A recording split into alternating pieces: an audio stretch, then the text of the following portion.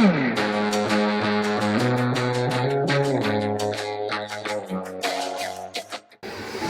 guys, when you first start trying to move a homestead, your house might look something like this. We've got stuff everywhere, boxes getting packed, everything being sorted out. It is crazy busy around here and so much to do. If you have any tips on moving a farm or homestead, that's normally our dining room, but we've got appliances and stuff in here, stuff being sorted and packed. But at the same time, we are also emptying refrigerators or trying to reduce their load, get some of the stuff out of them. So, with my lovely assistant here. I was wondering why you made me put this on. Hitting me in the neck. I surprised her with a pop-up video. We have some chickens we've thought out right here that we're going to make another batch of lunch meat out of those guys. We have been canning last year's tomatoes, so we had just these few cans left. Should have done it in the winter, but we had too much going on.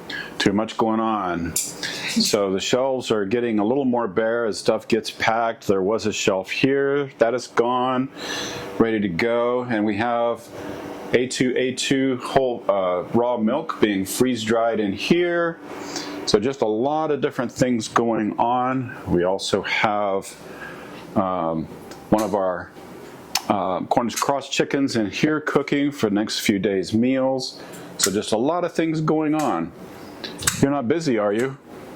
Just trying to empty freezers. Empty freezers and refrigerators and put stuff in ways that are easier to move and store. Transport. Yep. We just did all those tomatoes. It's crazy all those tomatoes.